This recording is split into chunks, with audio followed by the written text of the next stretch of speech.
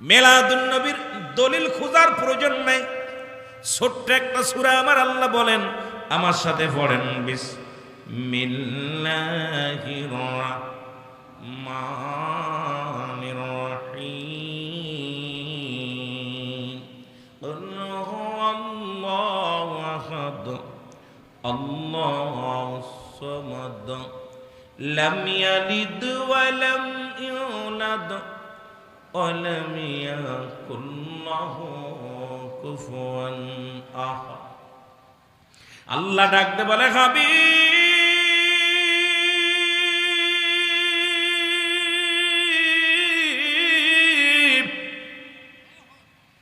আমি আপনাদেরকে বলে যাই, তেলের কান্ডা লাগা শোনো গো, যারা ঈদে মিলাদুন নবীর দলিল পায় না তাদের জন্য লম্বা দলিলের প্রয়োজন নাই। সূরা ইখলাস। আল্লাহ বলে, হাবিব আপনি জানিয়ে দেন আমি আল্লাহ এক। আল্লাহ কয়জন? আরো জোরে বলেন, কয়জন? আল্লাহ বলে, হাবিব আমি আল্লাহ এক। পৃথিবীর মধ্যে কাউরে জন্ম দিই নাই, কারো থেকে জন্ম নিই নাই। সুতরাং নবীর মিলাদ আছে, এর মধ্যে কোনো সন্দেহ নাই। এর নবীর আমার নবী 570 খ্রিস্টাব্দে এই দুনিয়ার মধ্যে আগমন করেছে। আমার নবীর নাম হলো হযরত মুহাম্মদুর রাসূলুল্লাহ সাল্লাল্লাহু আলাইহি ওয়াসাল্লাম। নবীর আব্বার নাম আব্দুল্লাহ, নবীর মার নাম আমেনা, নবীর দাদার নাম আব্দুল মুত্তালিব, দাদির নাম হলো ফাতিমা, আমার নবীজির নানার নাম হাফজরি, নানির নাম বাররা। সুতরাং আমার আল্লাহর আব্বা কিডা, আল্লাহর মা কিডা, পৃথিবীর মধ্যে আলেমরা শুনে নাও। আমার নবীর মিলাদ আছে। যে মৌলবী কয় মিলাদুন নবী মানি না, ওই মৌলবীর গরুটার মিলাদ আছে, কিন্তু বুঝি রুবাব কি আমার নবীজির মিলাদ আছে। মিলাদ শব্দের অর্থই হলো জন্ম বৃত্তান্ত। সুতরাং পৃথিবীর মধ্যে যে আলেম বলে আমি মিলাদ মানি না, সে নিজের জন্মকে নিজেই অস্বীকার করে। জোরে বলেন ঠিক কিনা?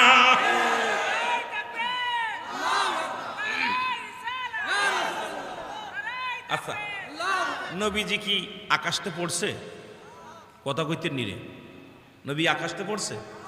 হঠাৎ করে উদয় হইছে? ওনার আব্বা ছিল? কথা বলেন। রাসূলুল্লাহর আব্বা ছিল, মা ছিল, বংশ ছিল, দাদা ছিল, দাদি ছিল, নানা ছিল, নানি ছিল। তাহলে এই বোকাদেরকে আমরা কেমনে বুঝাইব? এরা মেলাদ শব্দের অর্থ হলো জন্ম বৃত্তান্ত। সুতরাং আমার নবীর জন্ম আছে, স্রষ্টার জন্ম নাই, সৃষ্টির জন্ম আছে। সুতরাং পৃথিবীর মধ্যে যত মাখলুকাত আছে প্রত্যেকেরই মিলাদ আছে, শুধু আমার নবীর নয়, পৃথিবীর সব মাখলুকাত যারা পৃথিবীর মধ্যে জন্ম নিছে প্রত্যেকেরই জন্ম আছে। জোরে বলেন ঠিক কিনা? আর একটু জোরে বলেন ঠিক কিনা? এদের যতই আপনি বুঝান কয় বুঝতাম না। কথা বুঝছেন? আমার বন্ধুগণ গভীর মনোযোগ, দিলের কান্ডা লাগা শুনবেন। আল্লাহ কয়, হাবিব আমি কাউরে জন্ম দিই নাই, কারো থেকে জন্ম নিই নাই। আসমান জমিনের মধ্যে আমার সমতুল্য সমকক্ষ আর কেউ নাই। সারা পৃথিবী আমার মুখাপেক্ষী আমি কারোর নাই। আর এই সৃষ্টি জগতের শ্রেষ্ঠ মানব, শ্রেষ্ঠ নবী হলো রাহমাতাল লিল আলামিন। জোরে জোরে চিল্লায়া বলেন মারহাবা। আর একটু জোরে জোরে বলেন মারহাবা। এখন মুসলিম মিল্লাতের ঈদ হলো কয়টা? এখন আসলে ঈদের বিষয় নিয়ে মুসলিম মিল্লাতের ঈদ মুসলমান শোনো, মুসলিম মিল্লাতের ঈদ কয়টা? জোরে বলেন কয়টা? আরো জোরে বলতে হবে। ঈদে মিলাদুন নাম দিছেন, এত কয় বছর 34 বছর ধরে করতেছেন, এখন ঈদ কোন 3টা? হ্যাঁ মিয়া, কিসের জন্য ঈদে মিলাদুন নবীর মাহফিল দেন? মুসলিম মিল্লাতের ঈদের সংখ্যা অনেকগুলো, তার মধ্যে সর্বোত্তম ঈদ হলো 5টা। জোরে বলেন সুবহানাল্লাহ। আর একটু জোরে বলেন না, আরো জোরে। যারা ঈদে মিলাদুন নবী মানে না, আমি লম্বা আলোচনা দিক যাব না, অনেক আলোচনা করা লাগবে। আমার বাজানেরা বসে আছেন, আর আমি বাস্তববাদী বক্তা, বাস্তব দেখিয়া মানুষের চেহারা দেখে ওয়াজ করি, এটা আমার অভ্যাস। এই জন্য আপনারা যত ভালোবাসা দিবেন, আগেই বলছি, সুন্দর কথা বাইর হবে। যত ফাঁকি দিবেন আমিও সময় গণব কখন টাইম যায়। এই জন্যে আমাদেরকে বুঝতে হবে বাবারা, মুসলিম মিল্লাতের ঈদ কয়টা? আরো জোরে বলেন কয়টা? এ মুসলমান, মুসলিম মিল্লাতের ঈদের সংখ্যা হলো 5টা। এক নাম্বার ঈদের নাম হলো ঈদে মিলাদুন নবী সাল্লাল্লাহু আলাইহি ওয়াসাল্লাম। দুই নাম্বার ঈদের নাম হলো ঈদুল ফিতর। তিন নাম্বার ঈদের নাম হলো ঈদুল আজহা। চার নাম্বার ঈদের নাম হলো ইয়াউমুল জুম্মা। যেহেতু ইমাম সাহেব বসে আছে মেম্বারে বইয়া বইয়া বলে আজকে ঈদের দিন, আজকে হজের দিন, সবাই যে আগে আসে এত নাকি ইমাম রে জিগাইবেন আর ঈদ আইলো কই থেকে, আজকে তো জুম্মার দিন, এটা হলো ইয়াউমুল জুম্মা। পঞ্চম নাম্বার হলো আরাফাতের ময়দান। এই মুসলিম মিল্লাতের পাঁচটা মুসলমান সর্বোত্তম ঈদ হলো ঈদে মিলাদুন নবী সাল্লাল্লাহু আলাইহি ওয়াসাল্লাম। জোরে বলেন মারহাবা। আর একটু জোরে। এক নাম্বার ঈদের নাম কি? জোরে চিল্লায় বলেন, এক নাম্বার ঈদের নাম কি? দুই নাম্বার ঈদের, আরো জোরে বলেন, দুই নাম্বার ঈদের নাম কি? তিন নাম্বার, চার নাম্বার ইয়াউমুল জুম্মা, পাঁচ নাম্বার আরাফাতের ময়দান। এই মুসলিম মিল্লাতের পাঁচটা ঈদ, সর্বশ্রেষ্ঠ ঈদ উদযাপন হচ্ছে আজকে এই জমিনের মধ্যে। মারহাবা বলবেন না? মারহাবা বলবেন না? আমার বন্ধুগণ, আমার গভীর মনোযোগ। কিন্তু ওরা কোনোদিন মানবে না। না মানার পিছে একটা কারণ দেখলাম। কারণটা হলো ঈদুল ফিতরে পাওয়া যায় যাকাত ফিতরার টাকা, আর ঈদুল আজহায় পাওয়া যায় চামড়া, গরুর চামড়া, মহিষের চামড়া, ভেড়ার চামড়া। এখন চামড়া ব্যবসায়ীদের ব্যবসায় লস, কারণ ঈদে মিলাদুন নবীতে চামড়াও পাওয়া যায় না, যাকাত ফিতরা পাওয়া যায় না। আমার দেশে অসংখ্য অসংখ্য প্রতিষ্ঠান খুলে খুলে, ব্যাঙ্গের ছাতার মতো প্রতিষ্ঠান খুলে খুলে চামড়া ব্যবসায়ীরা দেখবেন, এই ধর্ম ব্যবসায়ীদের এখন বন্ধ হয়ে গেছে ব্যবসা। কারণ দেখবেন পোস্টারের মধ্যে বিশাল পোস্টার লাগায় বলে আপনার মূল্যবান ঈদে মুসলমান শোনো, কুরবানির চামড়া আমাদের লিল্লাহ বোর্ডিং এ দান করেন। কারণ ঈদে ঈদে মিলাদুন, ও মুসলমান শোনো, ঈদে মিলাদুন নবী এইটা অনুষ্ঠান উদযাপন করতে গেলে নিজের পকেটের টাকা খরচ করা লাগে। আর ঈদুল ফিতরেও পাওয়া যায়, ঈদুল আজহায় পাওয়া যায়, এই জন্য ওদের কাছে ওইটা জায়েজ, এইটা ওদের কাছে না জায়েজ। জোরে বলেন ঠিক কি না? আমি বিগত দিন যারা এই ব্যবসা ছিল চামড়া ব্যবসা, তাদেরকে সাধুবাদ জানাই যে চামড়ার ব্যবসা, গরুর চামড়া কেনে না, ছাগলের চামড়া চেনে না। চামড়া ব্যবসায় এখন পোস্টার আর পাওয়া যায় না।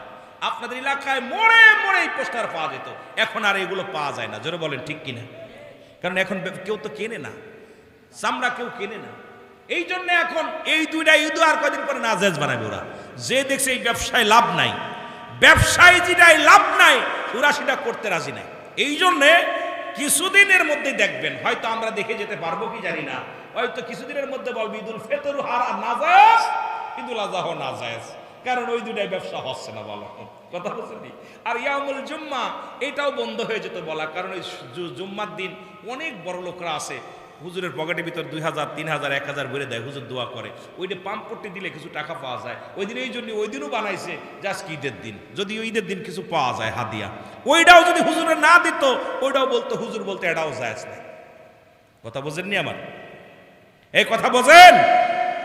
রাগ করেন? এত ইমান সহজ নয়। আমার রসুলের চাচার সংখ্যা ছিল 9 জন, নবীর বাবাকে ধরে মোট 10 জন। এদের মধ্যে ইমানদার হলো 2 জন, একজনের নাম আমিরে হামজা আর একজনের নাম আব্বাস। বাকি 7 জনই নবীকে, তারা ছিল নবীর দুশমনের রাসূল, জীবনেও তারা নবীর মানতে পারে নাই, নবীর পক্ষে ছিল না। ওই 7 জনের বংশধর যারা নবী মানে না, তারা ওই 7 জনের বংশধর যারা মিলাদুন নবী অস্বীকার করে, তারা ওই 7 জনের বংশধরে দোয়া করে না, তারা ওই 7 জনের বংশধর যারা মুসলমান হাত উঠায় দোয়া করে না, তারা ওই 7 জনের বংশধর যারা এই পৃথিবীর মধ্যে ঈদে মিলাদুন নবী পালন করে না, তারা ওই 7 জনের বংশধর যারা আমার নবীর নূর মানে না, তারা ওই 7 জনের বংশধর যারা এই পৃথিবীর মধ্যে জানাজার নামাজ পড়ে দোয়া করে না, তারা চল্লিশা করে না, তারা। কারণ এত সহজ নয় ইমান, কারণ নবীর চাচা হইলেই যে ইমানদার হবে না। এই পৃথিবীর মধ্যে অসংখ্য দাড়িওয়ালা, অসংখ্য টুপিওয়ালা, আর দুশমনের রাসূল, দুশমন ওলি। জোরে বলেন ঠিক কিনা? কথা বোঝেননি? রাসূলুল্লাহ চাচার সংখ্যা ছিল কয়জন? জোরে চিল্লায় বলেন কয়জন? ইমানদার হলো 2 জন, একজনের নাম আমিরে হামজা আর একজনের নাম আব্বাস। বাকি সবাই বলছে এটা আমাদের মুহাম্মদ, আমাদের ভাতিজা, এ নবী হয় কেমনে? কথা বুঝেননি? এই 7 জনের বংশধর যারা কিয়ামত পর্যন্ত দুশমনে রাসূল নবীকে তারা মানতে পারবে না, রাসূলুল্লাহর আদর্শ তারা মানতে পারবে না, নবীর সুন্নি তরিকায় তারা চলতে পারবে না। এরা হলো পৃথিবীর মধ্যে দুশমনে রাসূল। যারা বলেন ঠিক কিনা? আমার রাসূলুল্লাহ ফুপুর সংখ্যা ছিল 6 জন। কয়জন? যারা বলেন কয়জন? 6 জন। এদের মধ্যে ঈমানদার হলো 2 জন। একজনের নাম মুসলমান হযরতে সুফিয়া, আর একজনের নাম হযরত উমর। বাকি 4 জনই ছিল তারা দুশমনের রাসূল। এই 4 ওই শ্রেণী মহিলা যারা জীবনেও নবী মানবে না, জীবনেও মিলাদুন নবী মানবে না। যতই মিলাদুন নবীর আলোচনা হোক আর যতই আলোচনা করেন, জীবনেও তারা মানতে পারবে না। কারণ তারা হলো ওই দলের লোক, নবীর দলে ছিল না, নবীর বংশ ছিল, নবীর আহলে বায়াত ছিল, কিন্তু নবীকে মানতে পারে না। ওই 11 মুসলমান 7 আর 4 11 জন। কয়জন? 11 জন ছিল দুশমনের রাসূল, আর 4 জন ছিল মুসলমান আশিকে রাসূল। এই পৃথিবীর মধ্যে নবীর পক্ষে ছিল 4 জন, নবীর বিপক্ষে ছিল 11 জন। ওই এক মহিলা আর পুরুষ দিয়ে 11 জন, আর পুরুষ আর নারী দিয়া ছিল 4 জন।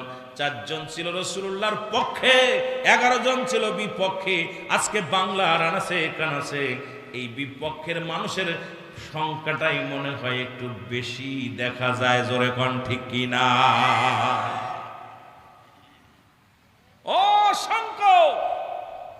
অসংখ্য মুনাফিক। কষ্ট পাচ্ছেন? এই জন্য আল্লাহ কামিনান নাস, মানুষের মধ্যে মাকুলু, তারা বলবে আমান্নাত ঈমান আনছে বিল্লাহি, আল্লাহর প্রতি। আল্লাহু আকবার বলেন না। আল্লাহ কামিনান নাস, নাস শব্দের অর্থ হলো মানুষ। আমিনান নাস, নাস শব্দের অর্থ কি? জোরে বলেন নাকি? মানুষের মধ্যে দাগাবাজ, মুনাফিক, দুশমন আছে। আল্লাহ কামিনান নাস, মানুষের মধ্যে মাকুলু, তারা বলবে আমান্না, তার ঈমান আনছে বিল্লাহি, আল্লাহর প্রতি, ও বিল ইয়াউমিল আখির, ও মা হুম বিমুমিনিন।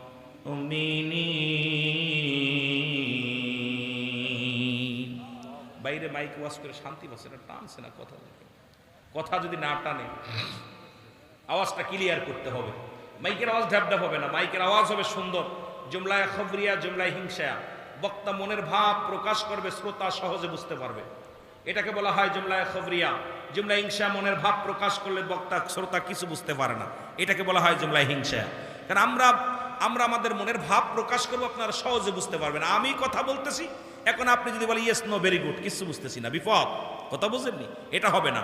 এখান থেকে বুঝে নিতে হবে, যেটা বাতিল সেটা বাদ, যেটা হক সেটা ধর্ম। জোরে বলেন ঠিক কিনা? আর একটু জোরে বলেন ঠিক কিনা? একটু মহব্বতের সঙ্গে দুরূদ বুঝানোর জন্য একটু পিছনের দিকে যাই রে। নবীর দাদা আব্দুল মুত্তালিব মুসলমান, শুনে নাও। ওনার ছিল 10 জন ছেলে। কয়জন ছেলে? জোরে বলেন কয়জন? 10 জন ছেলে। আব্দুল মুত্তালিবের বউ ছিল 6খানা, বিবি ছিল 6খানা। আর মুসলমান আমার রসুলের আপন দাদির নাম ছিল ফাতিমা। জোরে বলা যাবে না মারহাবা? একটু জোরে বলা যাবে না? একটু রসুলের জিন্দেগিতে এসে যেহেতু মিলাদুন নবীর মাহফিল, এরপরে আমি অন্যদিকে যাই। ওরে মক্কা মদিনার বুকে মুসলমান মরুভূমি এলাকা, যারা মদিনায় গেছেন গো, মক্কা মদিনার জমিনে উত্তপ্ত গরম বালু, মুসলমান সড়ক। এই জমিনের মধ্যে আমাদের মতো মানুষ টিকা বড় কষ্ট। এই মক্কা মদিনার জমিনে পিপাসায় মানুষগুলো কাতর হয়ে গেল। বৃষ্টি নামে না, পানিও নাই, উপর থেকেও আল্লাহ পানি দেন না। জমজম কূপের পানিও শুকায় গেলেন। জমজম কূপের পানি যখন শুকায় গেলেন, ও মুসলমান, আরবের বড় বড় 40 জন নেতা চলে আসলেন আব্দুল মুত্তালিবের বাড়িতে। ডাকতে বলে, কুরাইশ নেতা রে, কুরাইশ নেতা বাইর হও, বাইর হও গো। বাইর হয়ে আসলেন। ডাকতে বলে, আব্দুল মুত্তালিব রে, মক্কা মদিনা ছোট ছোট মাসুম বাচ্চাগুলো পিপাসায় কাতর হয়ে গেছে। ওরে মানুষ পিপাসায় কাতর হয়ে গেছে রে। পশু পাখি গুলো ক্ষুধার যন্ত্রণায় পিপাসায় মারা যায়। এই আব্দুল মুত্তালিব, আমরা 40 জন নেতা প্রার্থনা করলাম রে, রব্বে কারিম বৃষ্টি দিল না। রব্বে কারিম জমজম কূপের পানিও প্রবাহিত করলেন না রে আব্দুল মুত্তালিব, তুমি একটা উপায় বাইর করো। আব্দুল মুত্তালিব কাবার সামনে গেলেন, যার কাবার গেলাপ ধরে ডানতে বলে, আমার আল্লাহ, ও কাবার মালিক, শুনে নাও, শুনে নাও। কাবার মালিক, পৃথিবীর মধ্যে মুসলমান শোনো, ডাকতে বলে, কাবার মালিক, মালিক রে, যদি জমজম কূপের পানি প্রবাহিত হয়ে যায়, আমি আব্দুল মুত্তালিব কথা দিলাম রে, ওই মুসলমান কাবার মালিক, পানির মালিকের জন্য রব্বে কারিমের দরবারে আমি আমার 10টা ছেলের মধ্যে একটা ছেলেকে কুরবানি করে দেব। জোরে জোরে চিল্লায় বলা যাবে না মারহাবা। যখন রব্বে কারিমের দরবারে যখন মানত করছে গো, সঙ্গে সঙ্গে জমজম কূপের পানি প্রবাহিত হয়ে গেল। জোরে বলা যাবে না মারহাবা। আর একটু জোরে। জমজম কূপের পানি প্রবাহিত হয়ে গেল। আমি কিছু কথা বোঝানোর জন্য একটু পিছনের দিকে গেছি রে, এরপরে অনেক লম্বা আলোচনা আসবে।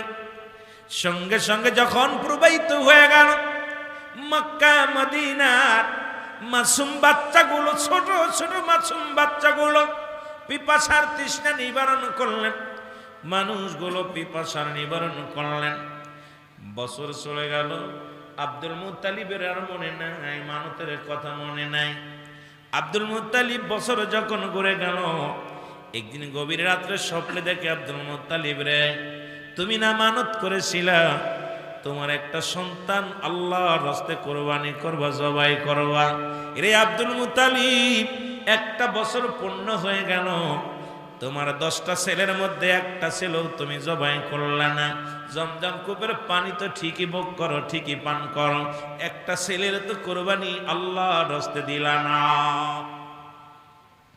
এর সকালবেলা আব্দুল মুত্তালিব ঘুম থেকে উঠা ইহুদিদের ডাকতে বলো, ইহুদিরা শোনো, ইহুদি পণ্ডিতেরা শোনো, তোমরা কে কোথায় আছো শোনো।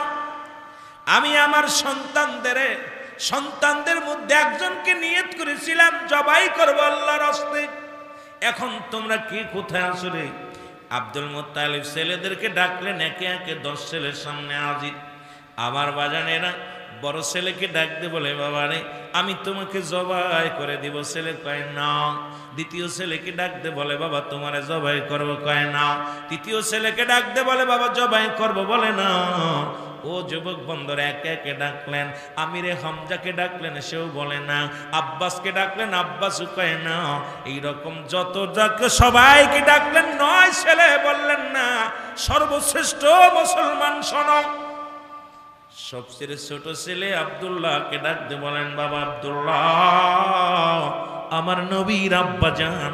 ডাকতে বলেন, আব্দুল্লাহ রে, এখন আমি তো মানত করেছিলাম তোমাদের 10 ভাইয়ের মধ্যে একজনকে জবাই করে দিব কাবা শরীফের মালিকের নামে, ওরে জমজম কূপের মালিকের দরবারে। এখন তুমি আমার ছেলেরা তো কেউ জবাই হতে রাজি হলো না, তুমি কি রাজি আছো? কলিজার টুকরা সন্তান বলে, আব্বা জান, যদি আপনি আমাকে জবাই করে যদি আপনি মানত পুরা করেন, আমার কোনো বাধা নাই, কারণ আমি রব্বি কারিমের দরবারে যাব রে। আমার আব্বা জান, আমি আপনাকে বারণ করব না, আমি রাজি, আমাকে জবাই করেন। জোরে বলা যাবেন আল্লাহু আকবার। আব্দুল মুত্তালিব কুরাইশদের নেতাদের ডাক দিয়ে বলে, আমার 10 ছেলের মধ্যে ছোট ছেলে রাজি হয়েছে জবাই হওয়ার জন্য। এই কথাটা শুনিয়া রে মুসলমান শোনো, এর কুরাইশ নেতা, আমার বাবারা শোনো গো, কুরাইশ নেতা নফলের কন্যা 200 নারী নিয়া, 200 মেয়েদেরকে নিয়া, প্রত্যেকের হাতে খোলা তরবারি দিয়া, অস্ত্র দিয়া আব্দুল মুত্তালিবের বাড়িটার এইরকম ঘিরে ফেললেন। আব্দুল মুত্তালিবের বাড়ির চারিপাশে মেয়েরা ঘিরে ফেললেন। ডাকতে বলে, আব্দুল মুত্তালিব রে, শোনো শোনো, তোমার আরো 9 জন ছেলে আছে, তাদেরকে তুমি জবাই করো, আমরা বারণ করব না।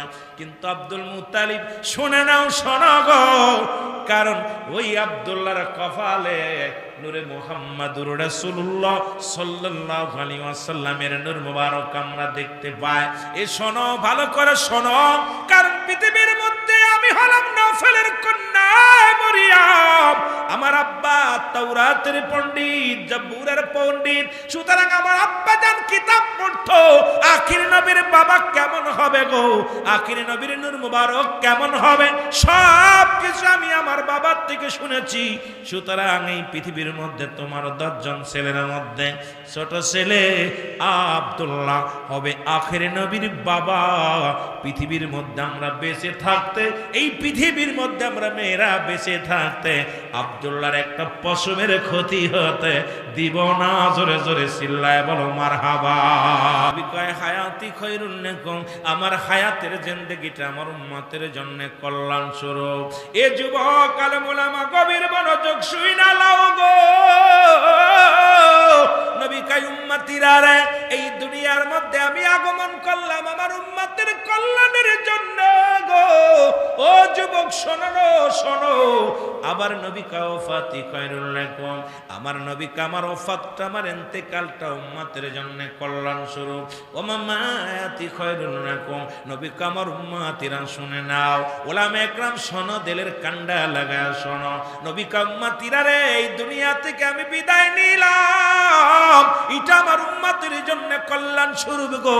আবার দুনিয়ার মধ্যে আগমন করলাম, এটা আমার উম্মতের কল্যাণ স্বরূপ। এই দুনিয়ার মধ্যে এমন নবী পৃথিবীর মধ্যে আর হবে না। নবী কয় মুসলমান শোনো, ও আমার বাবারা শোনো, নবী কয় উম্মতিরা রে, এই দুনিয়া থেকে আমি বিদায় নিলাম, আমার উম্মতিরা পৃথিবীর মধ্যে যদি কোনো ভালো কর্ম করে গো, আমি নবীর সঙ্গে সঙ্গে প্রশংসা করি, আমার আল্লাহর দরবারে প্রশংসা করি। আবার কোন উম্মত যখন গুনাহের কাজ করে, আমি নবীর সঙ্গে সঙ্গে ইস্তেগফার করি, ক্ষমা চাই। আর অন্যায় করে ছেলে মাফ চাই, বাবা অন্যায় করে গ্রামের ছেলে মাফ চাই, চেয়ারম্যান মেম্বার যাইয়া, এমন নবীর উম্মত হইলাম। ভুল করি আমি, ক্ষমা চায়া আমার নবী, এই নবীর পক্ষে থাকার দরকার আছে কিনা?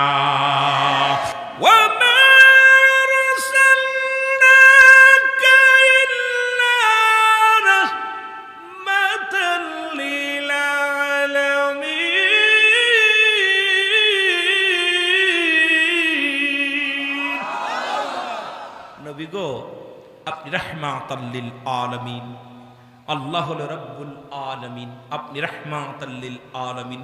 আমরা আশিক বসে আছি আপনার আশায়, নবী গো দিদার দিবেন। জোরে বলেন না মারহাবা, আর একটু জোরে বলেন মারহাবা। মহব্বতের সঙ্গে দুরূদ শরীফ পড়েন, আল্লাহুম্মা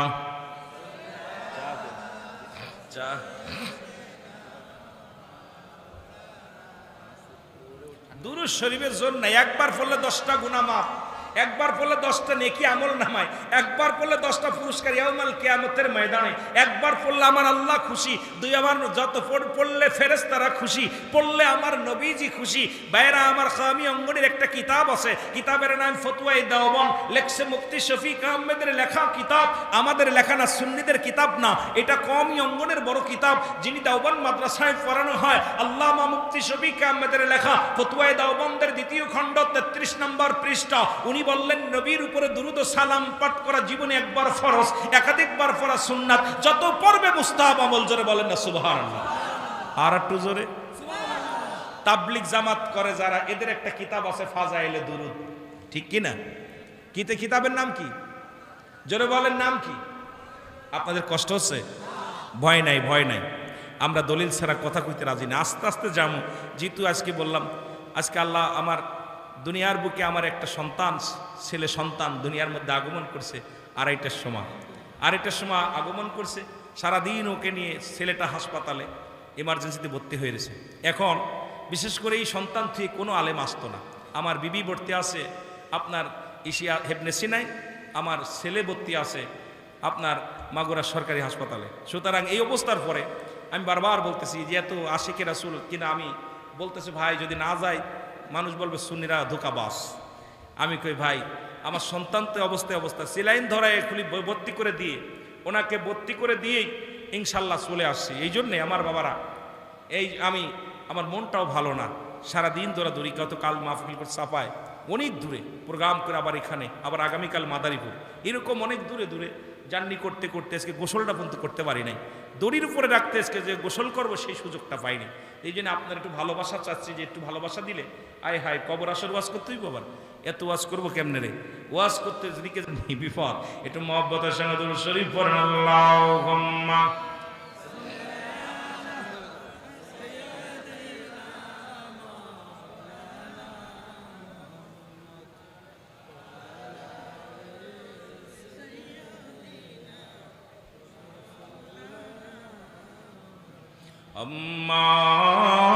আল্লাহুম্মা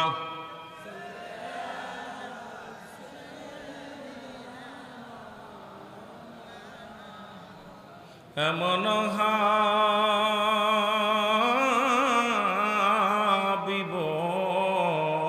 আমার মুক্তির কারণে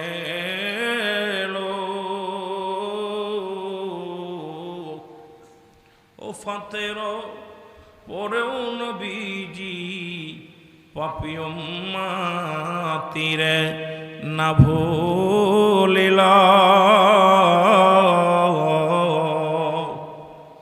এমন হাবিব ও আমার। নাচিল আকাশ, নাচিল বাতাস, নাচিল কোন সৃষ্টিময়, রাসূল তোমারই কারণে বিশাল ভুবনে আমার আল্লাহ জির পরিচয়। আল্লাহুম্মা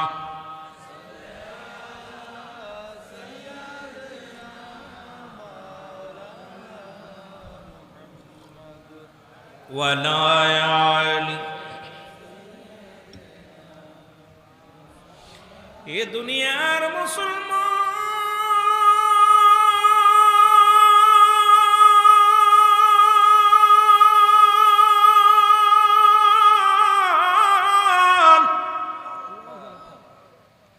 মক্কা মদিনার ব্যবসায়ীরা এসে বলে আব্দুল মুত্তালিব শোনো গো, খবরদার আমরা তোমার আব্দুল্লাহর মুখখানা দেখে যখন কোনো ব্যবসায়িক কাজে যাই আমাদের উন্নতি হয়, আমরা যে কোনো কর্মের মধ্যে গেলে আমাদের উন্নতি হয়। আব্দুল মুত্তালিব রে, আমাদের জীবন থাকতে আব্দুল্লাহর গলায় ছুরি লাগাতে দিব না। ওদিকে নফেলের কন্যা মুসলমান শুনে নাও, মরিয়াম কয় আব্দুল মুত্তালিব রে, আমরা মেয়েরা বিদ্রোহী ঘোষণা করলাম।